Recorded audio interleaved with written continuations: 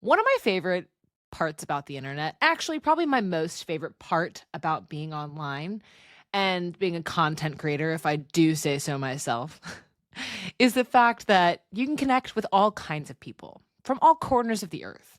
And that's what brings today's guest up front and center and onto the podcast. Rishane Oak is a content creator, a mobility specialist for the knee and low back, an engineer by trade turned personal trainer and developer of his own app called PT Flow, and overall just a pretty great guy. We connected via the interweb many moons ago, many months ago, and I was just really excited to have him on to chat all things mobility, chatting about content creation. How the heck do you develop an app? How do you go from becoming an engineer to somebody that makes fitness content? Everything. It was a lot of fun, and I hope you guys enjoy the show. Hi. Hey, what's going on?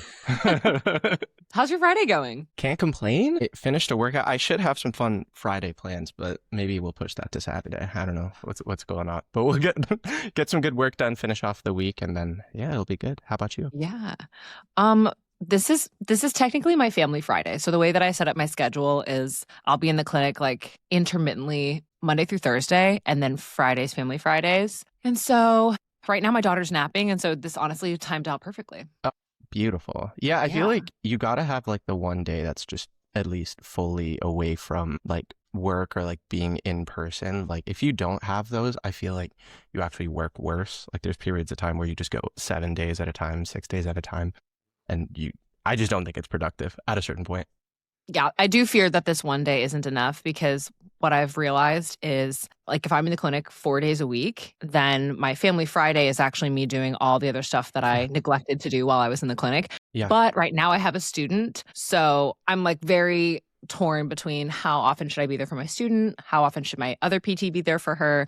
How much should I be doing content? How much should I be doing the podcast and writing the articles? And so, yeah, it's just fun Friday stuff that we have to figure out. How was your leg day? What'd you do? It was good. I've been doing a lot of like explosive box squats have been great. I feel like a lot of people, especially, I learned this kind of the hard way. If you like hyper focus, for me, I'm definitely like a big mobility guy and flexibility guy, and a lot of people will like know my page from that. But I also think there's a lot of importance in kind of those shorter ranges of motion where you can load it a bit heavier, be very explosive. Those are super duper important too. So I've been doing a lot of those with the calf hamstring co-control from David Gray. He's awesome. Anyone dealing with foot ankle stuff, he's the man.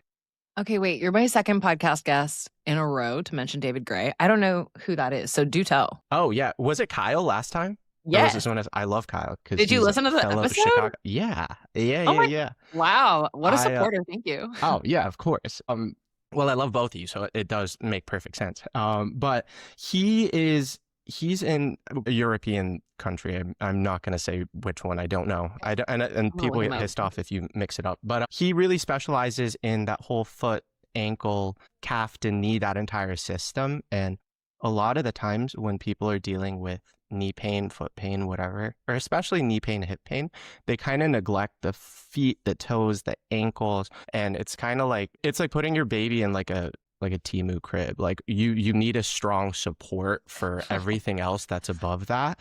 So it's like, if you wouldn't trust your kid in like a dollar store crib, why are you trusting your knees and hips with like dollar store foot muscles and like weak toes, weak feet, weak ankles? And that's like his thing. He goes super into like the weeds with that. He's very specialized with that, and he's an awesome resource for that. So he's super cool. That's really good to know. I meant to look him up after the Kyle podcast, and I haven't yet. Is it Gray or EY? Because Gray looks like a famous musician. EY. Yeah. David Gray with an E. Yeah. I like the E. I also like color with a U. I like those spellings. Yeah, like the British version. Color. Yeah. Favorite. Okay, cool. Well, I'll look him up. I like this subject because I was literally just 2 or 3 days ago talking to a woman who has been having hip pain for forever.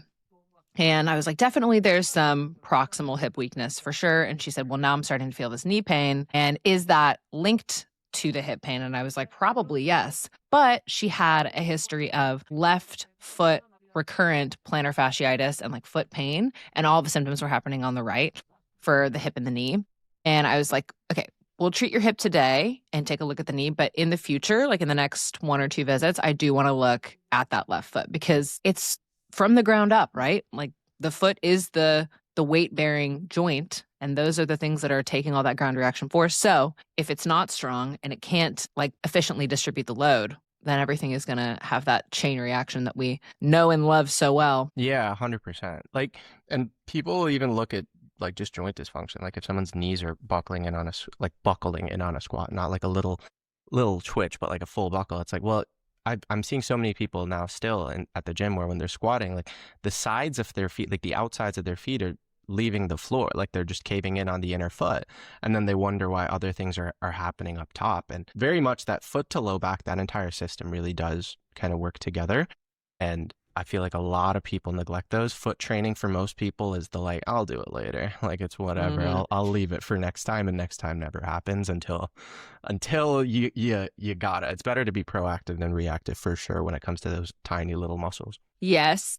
So is that when you're doing like your leg day today with all the explosive stuff, do you feel like you're feeling the feet work harder in those types of exercises? Yeah, you got to incorporate some exercises where like as a whole you feel the foot working. Like, I mean, even something like a single leg RDL, like as simple as that, or like a B stance RDL, if like you need a little bit more of a balance component, you should kind of be paying attention to how the feet are working. You don't need to be like hyper fixated on like, oh, my third toe feels off. Like, you don't need to get carried away, but you should have an idea of like, oh, where is my center of gravity? Am I using my feet correctly to anchor me? Am I feeling stable in these positions? And especially if you incorporate rotational work too from a single leg, that's where I really feel my feet working the most. Like a single leg hip airplane, I like to superset those with my squats. That's when I feel the feet muscles working the most, and everything like feet, ankles, calves, all that stuff, everything. And it's a really good sensation, and people should chase it a bit more. Yeah. Have you heard of this product called the Sidekick? Do you know this? Yeah. It looks cool.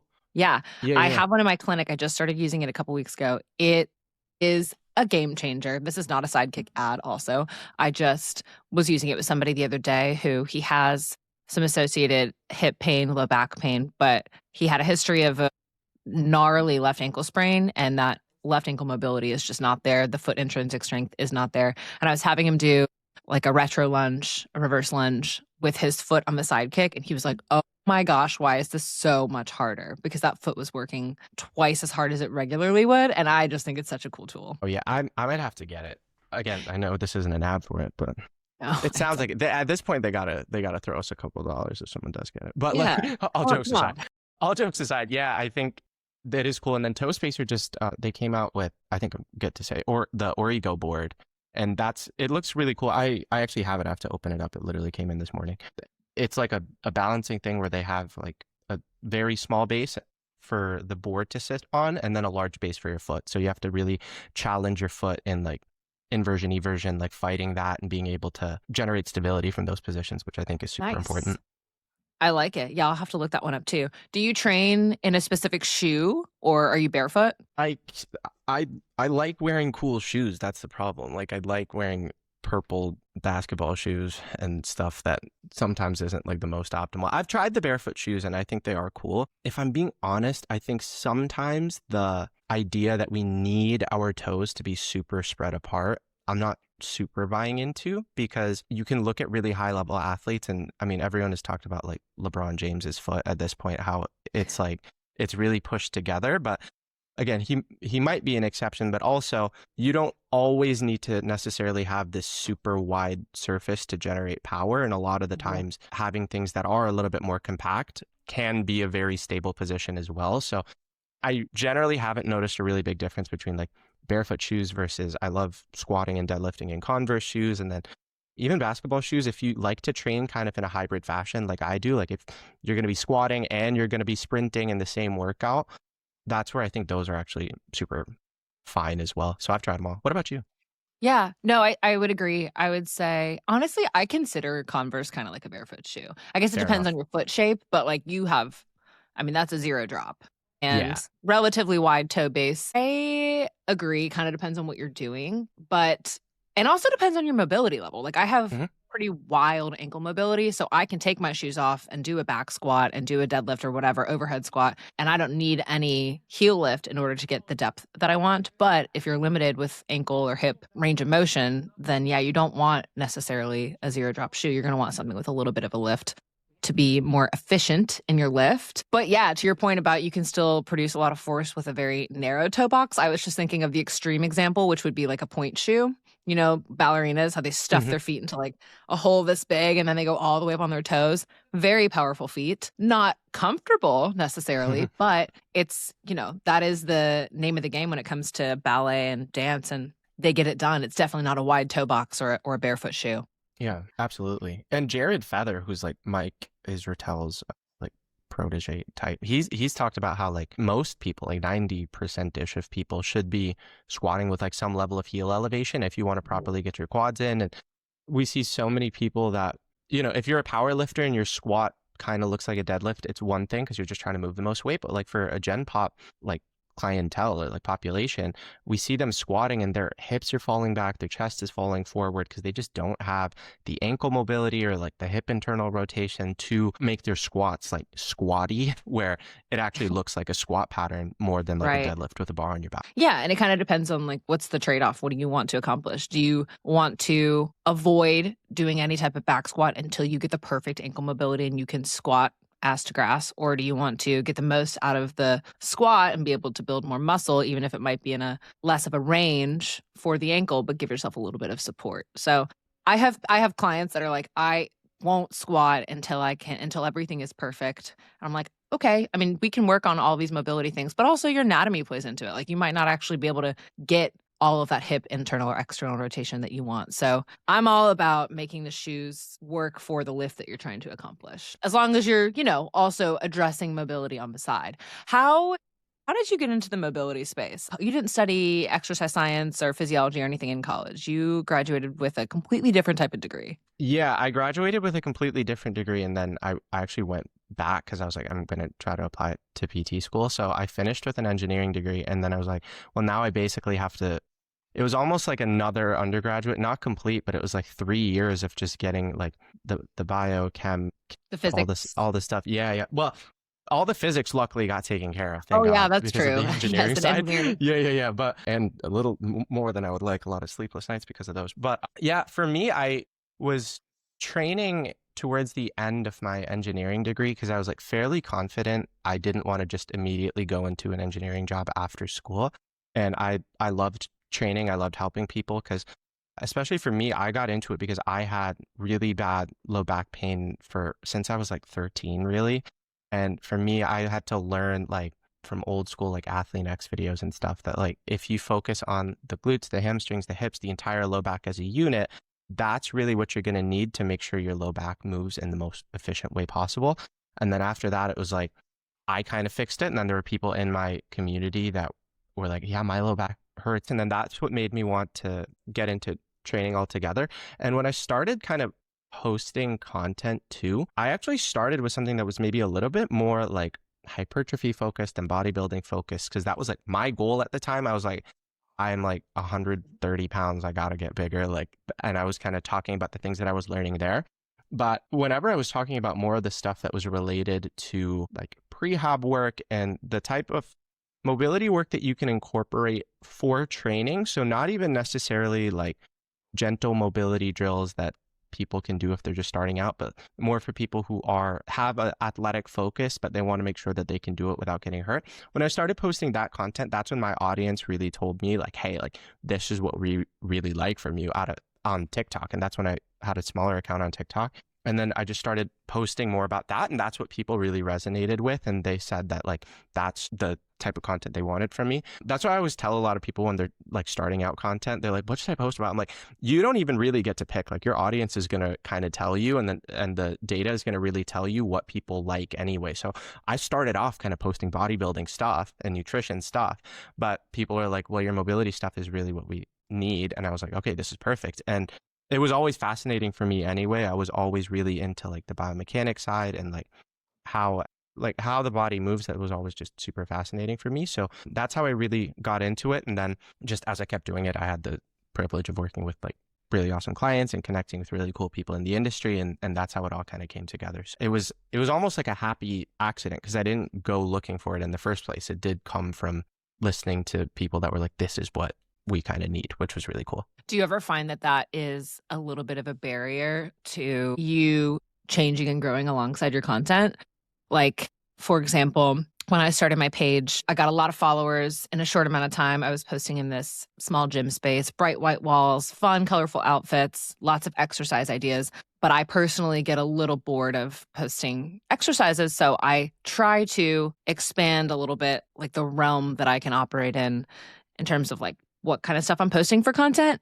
But sometimes I find that it's a hard balance to do. What does the internet want to see? What's going to perform well and help the account grow? But also, what am I interested in now versus 2 years ago? And how do I bridge the gap? Yeah, I think it's a good mix. Like, I think to a degree, if you're posting, and I think most people, and I'm very bad about this because I've taken months off at a time at this point because I've been working on other stuff. But I think if you are posting, let's say 5 to 7 times a week, I think a good 2 of those posts, whatever percentage that is, should be stuff that you know that is kind of direct value driven content that helps people, and you know that people like will watch it and it'll kind of get views and everything. But when you think about who's actually going to connect with you and actually be someone who, I mean, you want people that really rock with you and like your stuff and are like your friends online, which is really important. But if you also want to think about who becomes a client, people are going to want to really buy from you and they're going to resonate with you when you talk about like who you really are. Like if you don't talk about your own approach and you don't add your sense of style to the content, just making boring videos about this is the angle of a squat, people don't want to watch that. And some people are over the top and like, you know, or not even necessarily over the top, but they like having a comedic side and being humorous. Like I definitely do. I love joking around and making this as fun as possible. Same. Yeah. You always see me like popping a little dance move in there. Yeah. But that's like cool because if someone is a former dancer and like, I know my mom dances all the time. Like my brother and I joke that if you play a song, she just can't even help it. She just starts dancing out of nowhere. They're going to resonate with your content more than they would for someone else who maybe they're more just a little drier, and some people really like that. Like my dad's an engineer. He's like kind of he's a stern, manly ass man, you know? So for him, he's like, yeah, just tell me what to do. So everyone's going to resonate with it differently. That's why when people say like, oh, the fitness industry is saturated, it's like, well, you're not.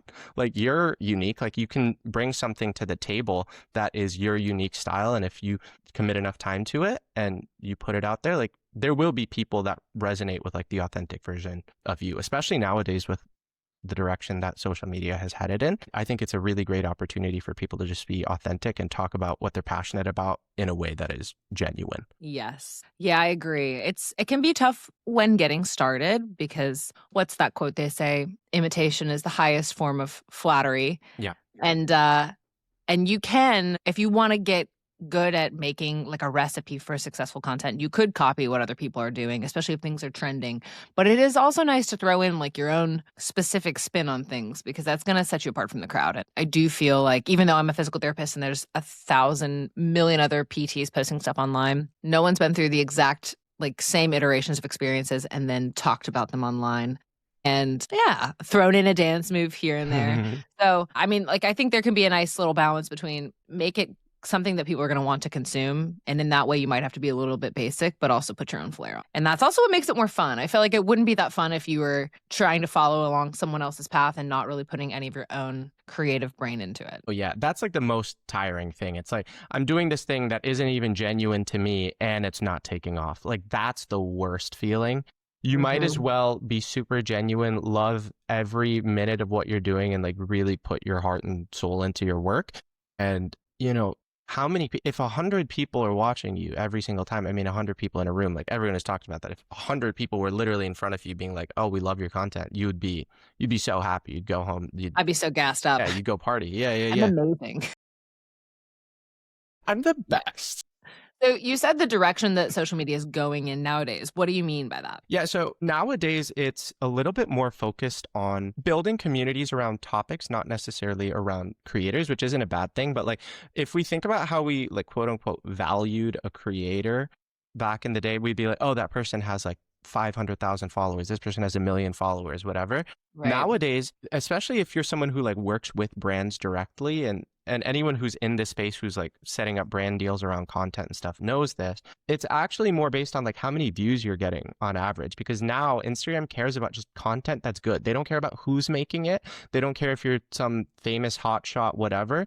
If you post bad content, it's no one's going to see it. And if you post great content, people are going to see it. So there's never really been a better time to start posting content, which is super cool, especially for people who are very specialized. So even with like PTs, chiros, osteos, anyone who's very focused, even outside of that, on just biomechanics and getting people moving correctly, if you specialize in, I talk about knee pain all the time, I only talk about back pain all the time, your content for that is going to be pushed directly to people who are invested in that and are actually focused on that. Whereas honestly, when we started, right, like it was, you kind of have to have that one post that gives you that break, right? Where that first post that breaks you out of that first, I feel like 0 to 10K is the hardest part.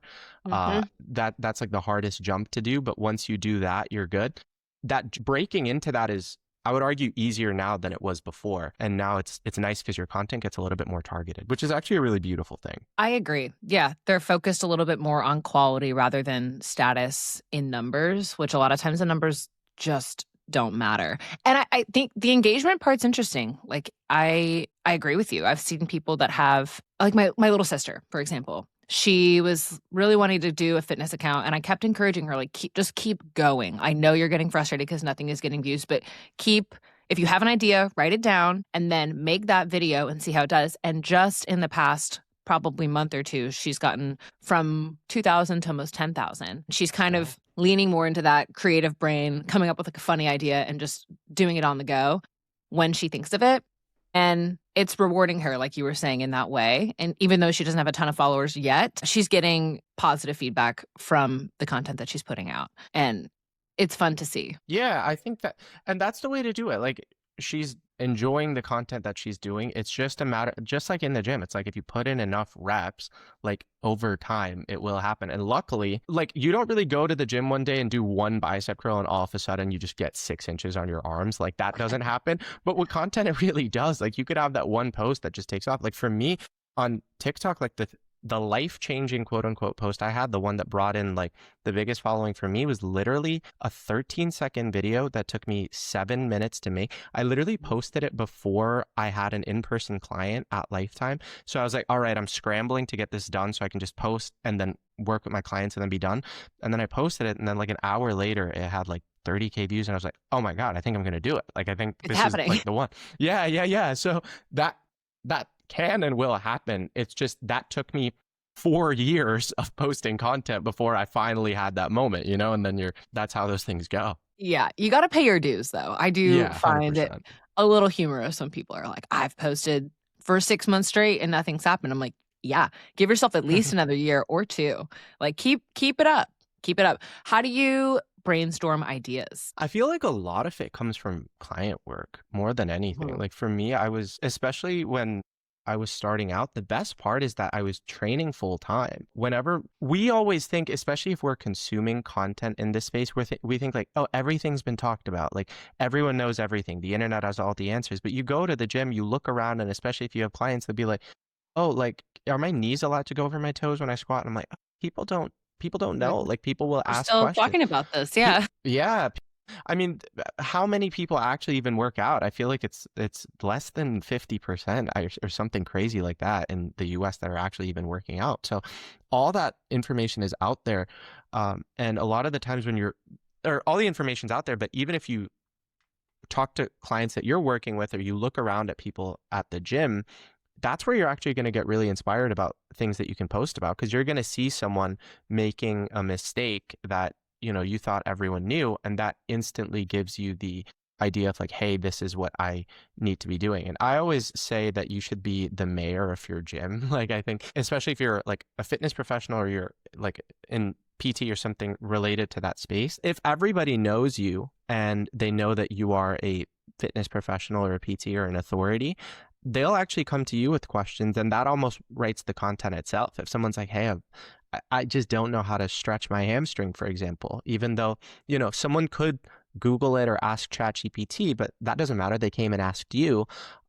Now you know exactly what they need. And I guarantee there's going to be like 1,000 other people online that would, just like you helped this person, you would help them too if you made that piece of content. Yes. And I think there is an art to repetition. And I just did an article on this on Substack about more so gearing it towards patient education, but it could be the same in content creation. Like I have, in my mind, posted a reel or a video or a swipe post online about everything I can think of, but that doesn't mean everybody's seen it. So in my mind, at least for the first probably year or two that I was content creating, I was like, oh, I already made a video about posterior chain strengthening if you have tight hamstrings. So obviously everyone's seen it and I can't do it again, but by golly, you can definitely repeat yourself over and over and over again. And like, yeah, some of your followers are going to see it twice and they'll say, oh, what a good reminder. And then you're also going to reach a lot of people that have never seen it.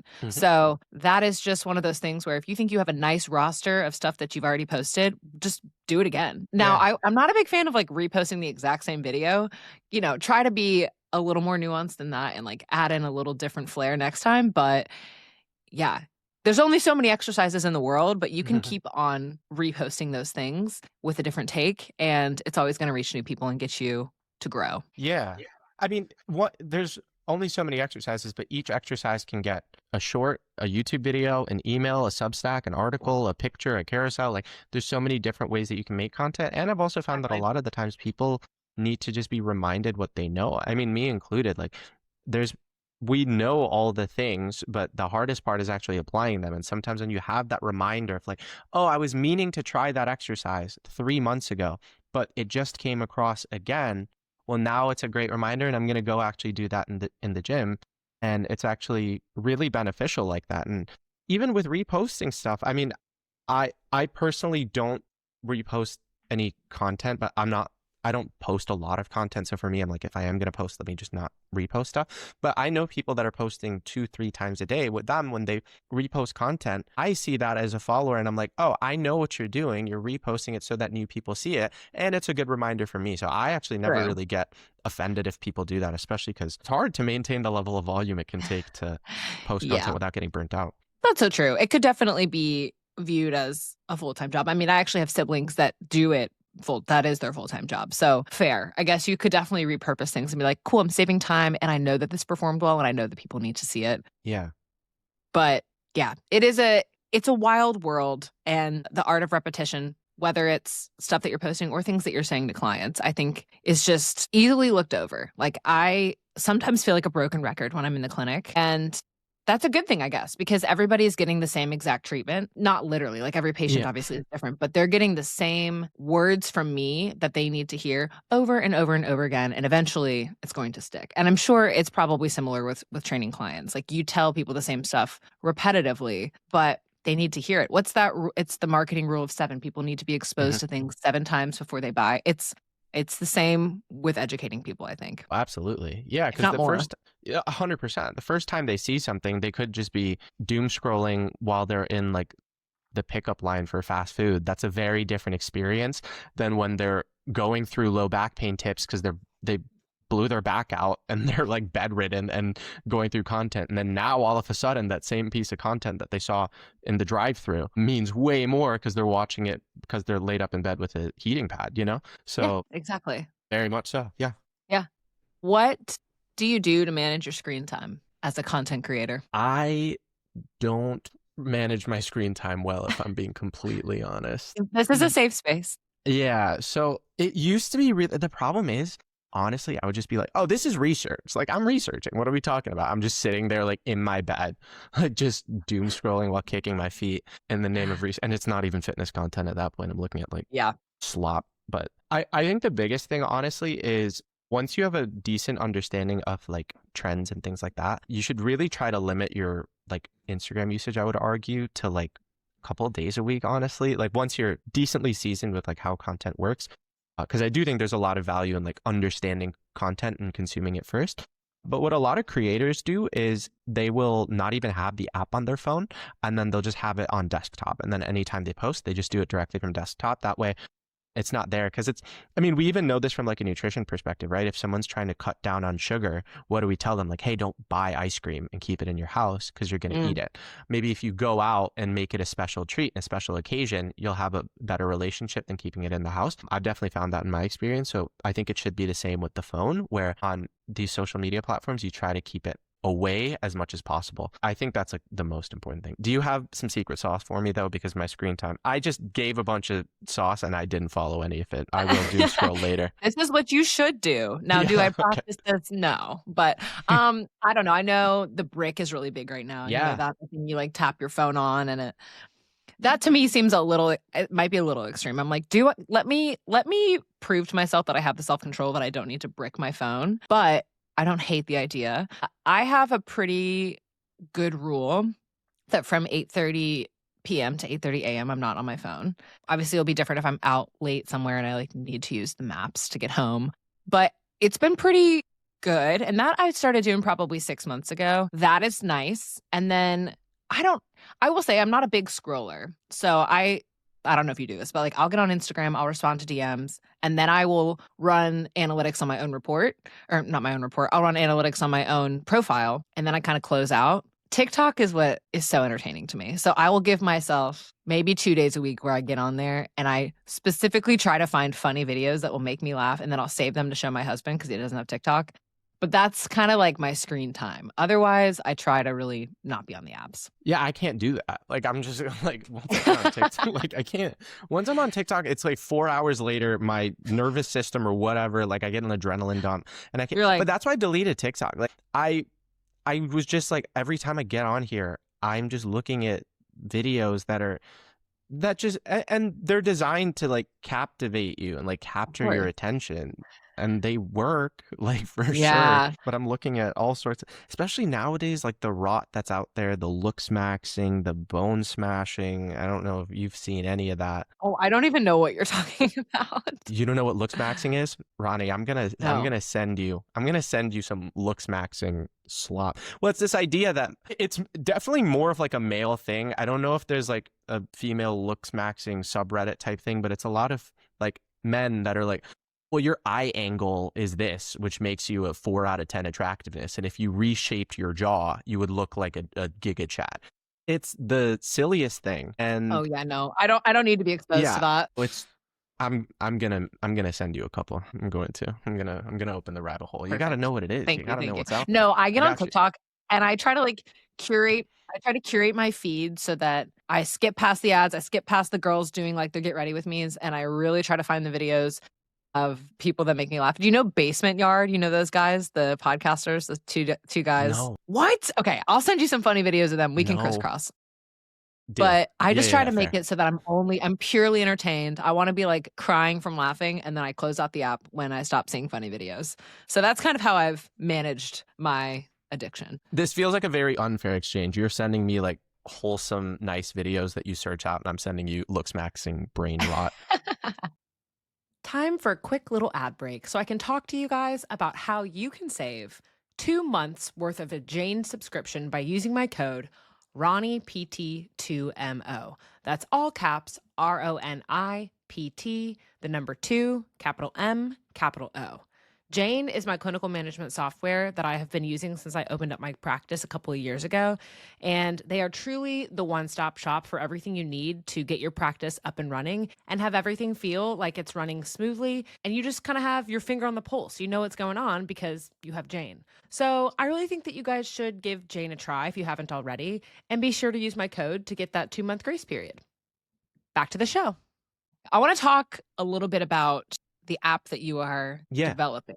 Are you finished developing it? Are we still in the works? Yeah, it's finished being developed. Awesome. Then again, like, is it ever? Like, there's always stuff that is to be worked on. But yeah, for the most part, so we're running kind of like beta testing right now, and there's people on it. So what it is for me, I have used all the other coaching apps in the past, and I just found that a lot of the technical side of it was a little annoying in the sense of like the adjustments that we would make to programming just took longer than they should. Like the onboarding process took longer than it should, and I was trying to come up with more of a solution for that. And that was really the goal of the project. So first things first is the main thing that drew me to it is I wanted a way to analyze like mobility assessments in a more meaningful manner. So just getting the numbers and getting the data is actually something that computers do really, really well, right? Like they're faster at it than humans are, but actually interpreting that data in a way that's meaningful, that's where I think humans are still way better. So the goal is that your clients, patients, whatever it is, can record their screens, get them sent in directly. The assessment will run through everything. It'll give them exactly the angles for like what their hip internal rotation is versus external, where we lack mobility, where we have asymmetries, where we're overactive, which is also a really common thing, like with ankle mobility too. And then once we have that data, that's where there's a few different things that you could do. So I had been testing it out earlier where I got a little too into the weeds of the AI nerd space a little bit too much. I got it to a point where I was like, well, AI can take all that information and design the program for you so it's seamless. And I just think that's not what some people are going to want it, but that's just not the direction that I wanted to go in. I wanted to make it more in the direction of, well, now coaches can use this data and then create programs more efficiently. So there's a faster program builder within, and then we're rolling out check-ins and form reviews to be a little bit more tight, because like what I was finding with form reviews before is people would send their form reviews, they would like text it to me, I would send it back to them, and they wouldn't know where to do it. Now everything's in one central hub, and then from check-ins as well, you're able to run through all the client check-ins in a fairly quick manner and make adjustments to the program on the fly, which a lot of these other softwares don't allow you to do. They kind of let you build the program, assign it, and then maybe like a month later or 12 weeks later, that's when you kind of redesign it. Whereas what I found is, especially when you have new clients and you're onboarding them, you want to make those adjustments really quickly. The first 2-3 weeks, that's where you're making tons of adjustments to the programming, because you give someone something and it hurts, and then you need to modify it accordingly. So this is just very much catered to speed up the workflow especially that I've been using with clients over the past like 10 years or so. But the long-term goal is for any like PTs, chiros, osteos, like I said, anyone who's focused on biomechanics and mobility, to be able to use that in a way that's meaningful, speed up the process, and give their clients better results. And that was always kind of the goal of it. Okay. Where do you get the exercise library? Are you filming all the videos yourself? Yeah, so there's a couple of options. So there's a company that gave me didn't give me, I bought them, the 3D models for the app. So if you need like kind of, it's not really faceless, but the generic, like the muscle man type people that are on like the machine demonstrations at every gym, I have those as well. And then I also record my own videos for clients to use too. So the common concern that people had with other apps is that, hey, it's like you're giving me the one video, which is you giving me a detailed breakdown, and I love that, but sometimes I just need a quick reminder. So this does both. Each exercise has 2 videos, where one of them is the Muscle Man video, the other is my in-depth recording, and then obviously anyone can upload their own videos and upload their own exercises as they please. Super. I like it. Yeah. Okay. So your goal clientele would be, like, let's say I want to use it. Could I use that as, this is my home exercise program app for people? Like, yes, I'm going to see you in the clinic, but then I'm going to send you home with this program. I want to see you again in 2 weeks. This is the app that I want you to refer to for all your exercises. Yeah, exactly. That's the goal. And especially with people who follow like a hybrid model where they're in person and then they want a level of online, which I think everyone who's doing in person nowadays should really have kind of a hybrid model where you have online coaching that supplements the in-person. It's very much designed for that. And it also just ensures that all the data is very clear, concise, and it's being directed appropriately. So again, like the problem I had before is I was like, okay, I'm just going to make sure everyone gets data in so that AI can analyze it and then modify the program, which again, I just don't think people want. I think what people actually want and need and will be better for coaching and PTs in general is if we can make that data very clear and concise, exactly where your client did well, where they need to improve, and how you're going to modify the program. And then arguably, like before they even walk in, before their next session or before your next check-in, you already know exactly what to do. And that just keeps everything super quick and super fast. So what's the movement analysis look like? Am I sending in a video of myself doing a body weight squat, doing a lunge, bending forward, bending backwards, and then AI is analyzing that and saying, you're lacking 10 degrees of dorsiflexion on the left ankle. Here's a ankle mobilization exercise you're going to use before you do back squats. Is that how it Like, what are people sending in order to get analyzed by the system? Yeah, so we're doing like ankle dorsiflexion, thoracic rotation, shoulder internal, shoulder external, hip flexors with the Thomas test, active straight leg raise for the hamstrings, and then I feel like and then hip internal rotation and hip external rotation passive. Cool. So those are the 8 screens that people send in. We're working on front split, middle split, and then back bend as well. Those aren't necessary for like kind of like the function, like the mobility assessment. That's more for funsies a little. But with those, you get a better idea. So even before your initial call with someone, like initial onboarding, you're able to track like, hey, well, you have 10 degrees of hip internal rotation on the right side and 8 on the left. Like that's something we need to focus on because you have really bad low back pain or you have really bad like knee pain. That's definitely going to be something we know beforehand. And then what's also nice is that you can reassess every, like, let's say month, 2 months, 3 months. You can look at that hip internal rotation again. And A, that's better for your clients because it ensures like, hey, are you making progress? Or are you not? And then B, it actually does like hold you accountable to a degree, which I think is really important in this space where it's like, hey, you can quantitatively see your hip internal rotation has improved because you're doing the right drills. And again, like those were all things that I've been doing for the past like 5-6 years. It's just that manually it takes an extra like 20 minutes per client, which doesn't seem like a big deal. But when you have like 10 clients, that's like 200 extra minutes. That's like 3 hours a week that's dedicated to something that should be much faster. Okay, so it's efficient. What about shoulder mobility? Are you looking at that? Yeah, we do the passive shoulder internal, passive shoulder external, and then thoracic rotation. When there are more in-depth shoulder issues, like if we're looking at scapulohumeral rhythm, for example, and someone has their shirt off and we're trying to see how they move, that's something that I still think humans do better. And when there's any assessment that I think a human does better than a machine, I have no interest in even trying to fight that because our coaching eye is going to understand the shoulder blade little, like one side catches when the other one doesn't, better than a computer. But between those 3, that gives us a fairly rough idea. And it also gives you just more clarity where you might need to look deeper. Like if someone clearly has a shoulder issue, you might need to run through some specific screens. But if someone comes to you with a shoulder issue, why not just run through the full body analysis, see if there are some hip stiffnesses or hamstrings, hip flexors, ankle, whatever.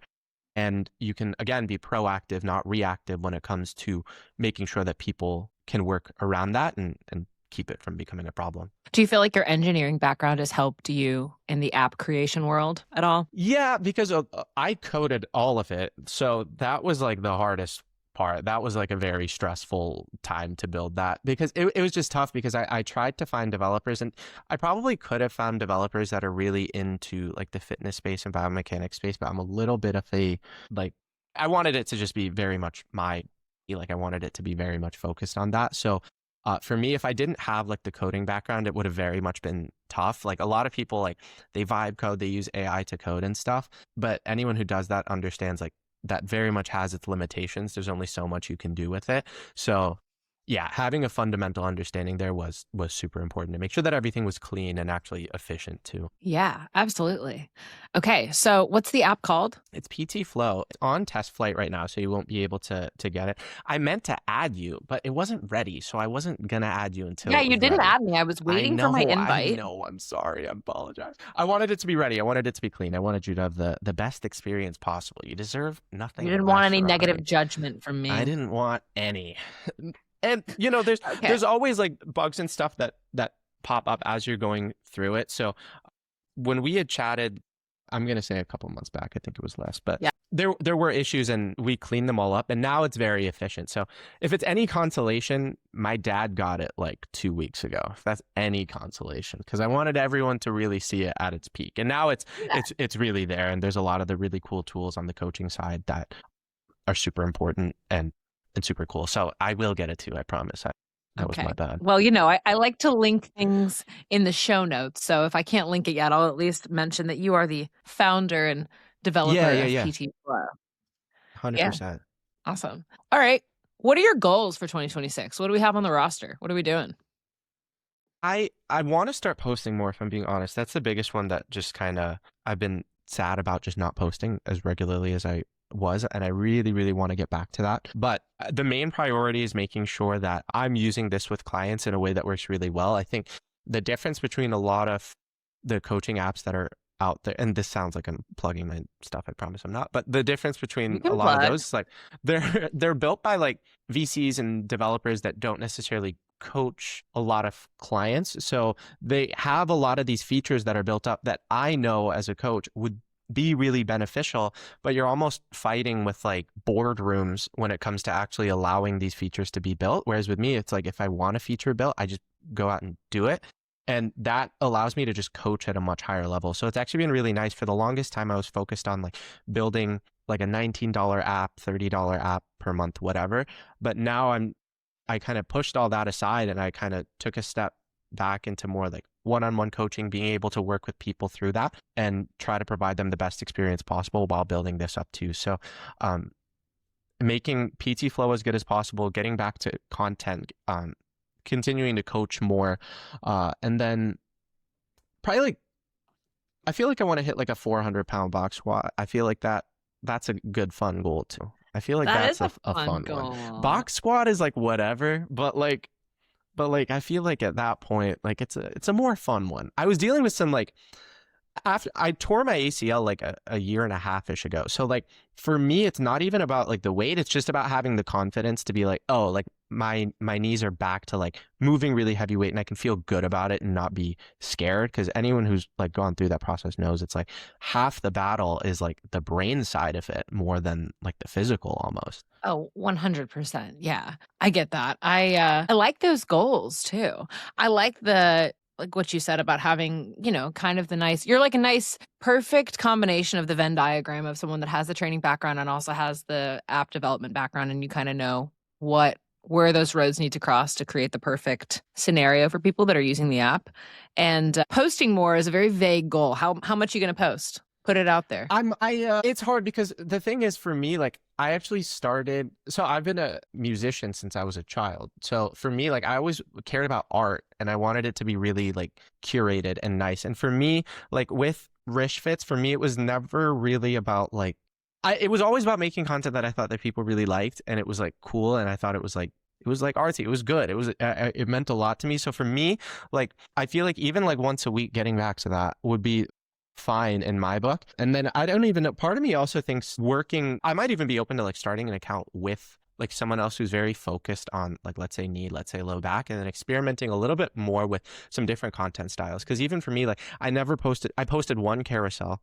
So I've never really gotten into carousels. I don't really post pictures. I think those things are actually really cool too. And I'd love to kind of just know that too, because I understand on the content side, for a lot of people, they don't share my goal at all. A lot of people are like, this is a means to an end when it comes to the content side. It's just keeping the business healthy. So I'd love to kind of understand that side of it a little bit more too. But for me, like once a week, really curated stuff like with quality camera, quality mic that I just really enjoy editing and putting together would be super sweet to get back into. And then if we could get to 2, that would be great. 1 to 2 a week is a superb number. I like that. I think that and then is maybe even doable. YouTube, maybe even long form stuff would be cool too. Yeah, let's bring YouTube to the front lines. I'm the same way.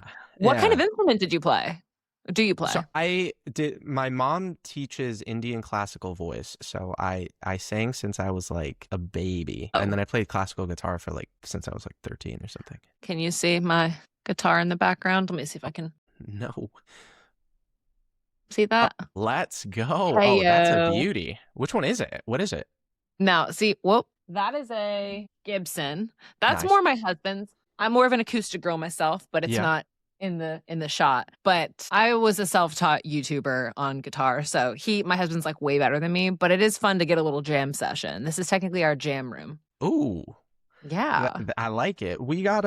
I feel like we could just make a show then. Like half of it is PT, like really focused on like training, and then after that, once we're tired, we sing some songs, jam out on guitar. Yeah, come on, a little hybrid action going on. I could do a little interpretive dance. Oh, perfect. Yeah, that's what we were missing. Yeah. I like it. Okay, last question I ask everybody before they depart from the podcast. If you could go back to, where did you go to college? Somewhere in Michigan. U of M. Yeah.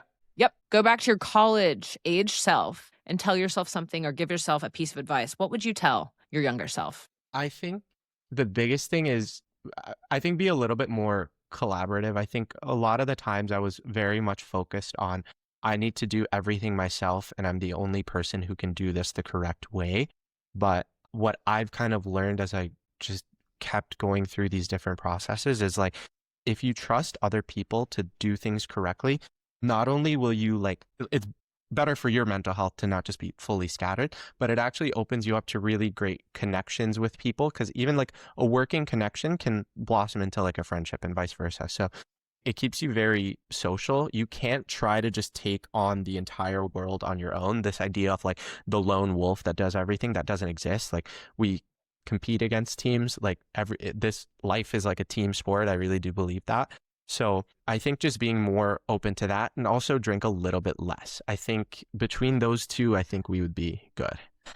Did you partied a little too hard in Yeah, college, yeah, yeah. maybe? Yeah, yeah, yeah. Yeah. Yeah. You know, the whole 2016 throwback is very trending right now. I Everybody's know. like posting themselves in Yeah, yeah, 2016. And I was going back through my pictures. I was like, dang, Ronnie, I was 19. I was having fun in Atlanta. We'll say that. yeah. So I could agree on both points. I also think, yes, for someone who is, without even maybe knowing it, entrepreneurial at heart, and maybe a little bit of a perfectionist, it is hard to delegate tasks. And it's actually a skill, I think, to be able to know, like, actually, this is not for me. This is not something I enjoy doing. I need to offload to give myself more space to do the things that I'm good at. So that's something that I am actively working on in this moment. So I feel Oh you. yeah. It's the most Yeah. important thing. Like I don't code anymore. Like now once I'm done, like I've done the hard part. Now I'll find myself being like, oh well, I could just do this real quick. But it's like, no, don't do that. There's other stuff you need to be doing. Yeah. And it's better. That's how you stay happy and that's how you win. They're both equally important. So Yeah. completely, yeah.